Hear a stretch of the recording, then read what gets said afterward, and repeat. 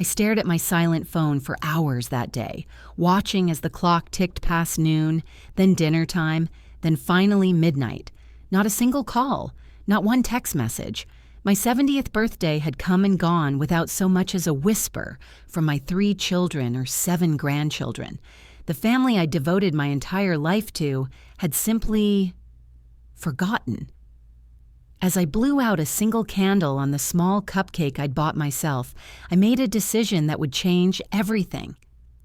The next morning, I called my attorney and scheduled an appointment to completely rewrite my will. Family had always been everything to me. After losing Richard, my husband of 42 years, to cancer 5 years ago, my children and grandchildren became my whole world.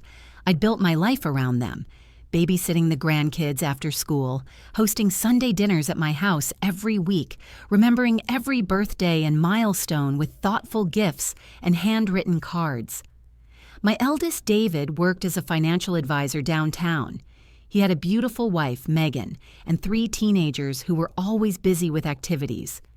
Then there was Amanda, my middle child, a surgeon with twins, and a demanding schedule that kept her racing from hospital to home. And finally, my youngest, Eric, who had recently divorced and shared custody of his 2 elementary-aged children. I'd always been the glue that held everyone together.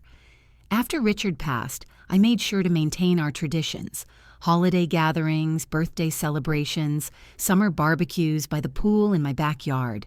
The house Richard and I had paid off decades ago became the family hub, the place where memories were made and bonds were strengthened.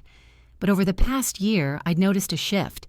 Sunday dinners became monthly, then sporadic. My offers to babysit were met with polite declines. "The kids have activities," they'd say. Or, "We've hired a sitter already, but thanks, Mom." Phone calls grew shorter, visits less frequent. I told myself they were just busy, raising families, building careers. I understood that. I didn't want to be a burden, so I stayed in my too-big house alone, filling my days with gardening and book club meetings, waiting for the moments when they would need me again. The first missed birthday was my grandson Tyler's. I'd baked his favorite chocolate cake and wrapped the science kit he'd been talking about for months. "Oh, Mom," Amanda had said when I showed up at their door. "We actually celebrated yesterday. We took the kids to that new adventure park instead. Tyler's been begging to go, and our schedules finally aligned." "You could have told me," I said, trying to keep the hurt from my voice. "I would have joined you." "It was last minute," she explained, not meeting my eyes. "And you know how those places are. Loud, chaotic. We didn't think you'd enjoy it." I left the cake and present, driving home with tears blurring my vision. They'd celebrated without me because they thought I was too old for an adventure park, too fragile, too much of an inconvenience. Then came the holiday season. For 40 years, I'd hosted Christmas Eve dinner at my house. But last December, I received a group text from David. "Change of plans this year. We're doing Christmas Eve at our place. Smaller gathering, just immediate family. We'll catch up with you on Christmas Day for a quick lunch." I read between the lines. Immediate family no longer included me. On Christmas Day, they arrived 2 hours late, ate quickly, and left before I could serve the pies I'd spent the previous day baking. Presents were opened hastily with barely a glance at the handmade quilts I'd spent months creating for each grandchild. "We've got to get to Megan's parents before it gets too late," David explained as they rushed out the door, leaving me alone with half-eaten food and crumpled wrapping paper. The pattern continued into spring. I'd call and get voicemail. I'd text and receive brief replies hours later. "Sorry, busy day. Can't talk now, in a meeting. Let's catch up soon." Soon never seemed to come. I started making excuses for them in conversations with my friends. My children, oh, they're just so busy with their lives. You know how it is these days. But my friend Eleanor saw through it. "Helen, when was the last time any of them checked on you? Really checked on you?" I couldn't remember. My 70th birthday had never been meant to be a grand affair. I didn't need an elaborate party or expensive gifts. All I wanted was acknowledgement. A call, a card, some small sign that the life I'd built and the love I'd given mattered to the people who mattered most to me. The day started with hope. I put on a nice dress, did my hair, even applied lipstick. I baked myself a batch of blueberry muffins, Richard's recipe, and waited for the phone to ring. By noon, I'd checked my phone a dozen times, thinking perhaps I'd missed a notification. By 3, I'd called each of my children, leaving cheerful voicemails that made no mention of my birthday. Just checking in. Give me a call when you can. None of them called back. By evening, I drove myself to the grocery store and bought a single cupcake from the bakery section. The young cashier noticed my purchase and smiled. "Special occasion?" "My birthday," I replied. "All by yourself? Where's your family?" I had no answer for her. Back home, I placed a single candle on my cupcake and carried it to the dining room table, the same table where I'd celebrated countless birthdays with my family. I looked at the empty chairs around me, chairs that had once held the people I loved most in the world. As the candle's flame flickered in the darkness, I made a wish, not for happiness or health or more years of life. I wished for clarity, and in that moment, I found it. They had forgotten me. Or worse, they had remembered and decided it wasn't worth their time.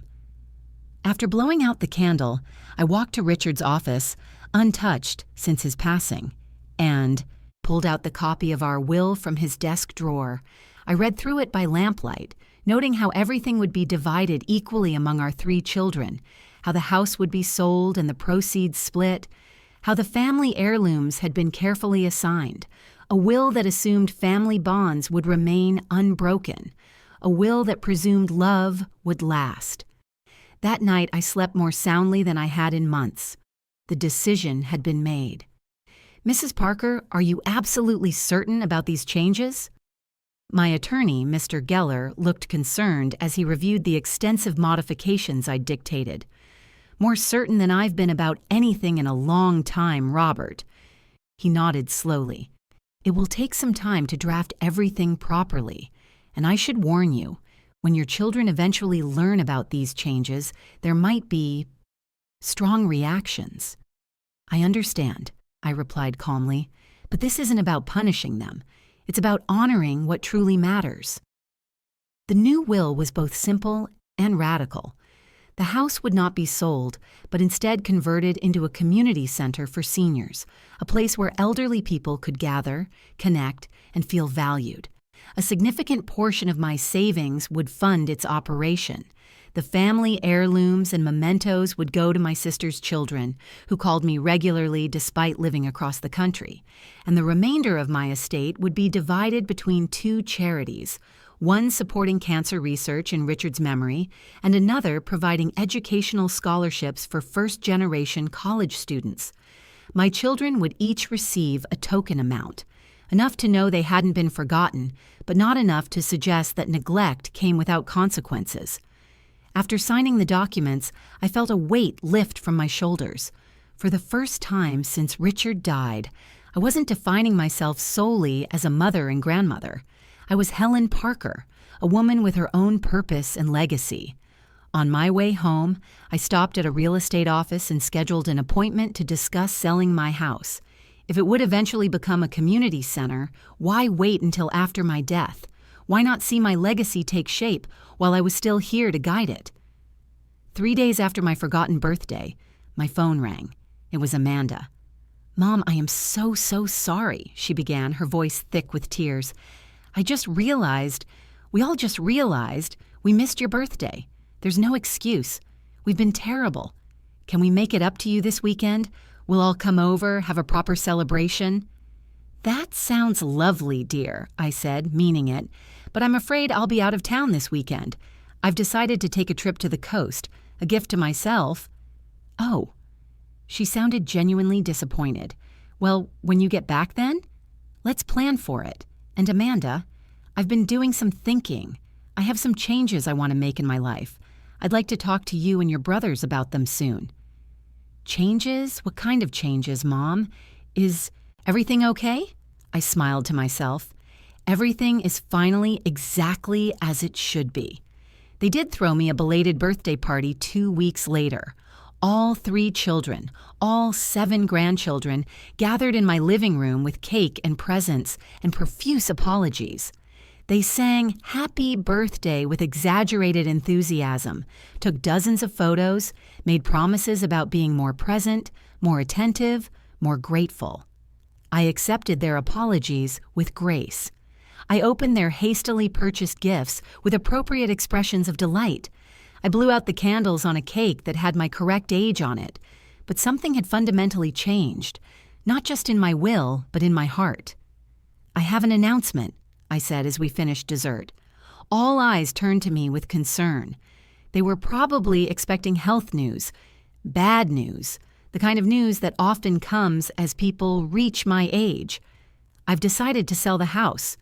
The chorus of protests was immediate and loud. "But Mom, this is our family home. Where will we have Christmas? What about all our memories?" I let them voice their objections before continuing calmly. "I've already made arrangements. The house will be sold next month, and the proceeds will help establish a community center for seniors. I'm going to be deeply involved in its creation and operation." "But where will you live?" Eric asked, genuinely concerned. "I've purchased a lovely condo downtown, 1 bedroom, just enough space for me and my new cat." I hadn't actually gotten the cat yet, but the idea had been growing on me. "You never mentioned wanting to move," David said accusingly, "or getting a cat. You hate cats." "There are many things I never mentioned," I replied. "Many things you never asked about. That's going to change, too." In the weeks that followed, I watched my children cycle through shock, anger, bargaining, and finally, reluctant acceptance. They helped me sort through decades of possessions, occasionally discovering forgotten treasures and the stories behind them. They listened, really listened, as I shared my plans for the community center. Some of my grandchildren even volunteered to help with the initial renovations. The center opened 6 months later. We named it the Richard and Helen Parker Connection Center. On opening day, all 3 of my children attended the ribbon-cutting ceremony. Amanda brought homemade cookies. David helped set up the computer lab. Eric and his children organized the library corner. As I watched them engage with the elderly visitors who came to see the new space, I realized that my forgotten birthday had been a gift in disguise. It had forced me to recognize that family isn't just about blood and obligation. It's about presence, attention, and genuine care. My new will remains unchanged, but my relationship with my children and grandchildren has transformed into something more honest, more balanced. They visit my condo regularly, not out of duty, but from a newfound appreciation for the limited time we have together. Sometimes the most loving thing you can do for your family isn't to give them everything. Sometimes it's showing them that you value yourself enough to create a legacy that extends beyond them. That forgotten 70th birthday didn't mark the end of my family's story. It simply began a new chapter, one where I finally became the author of my own life.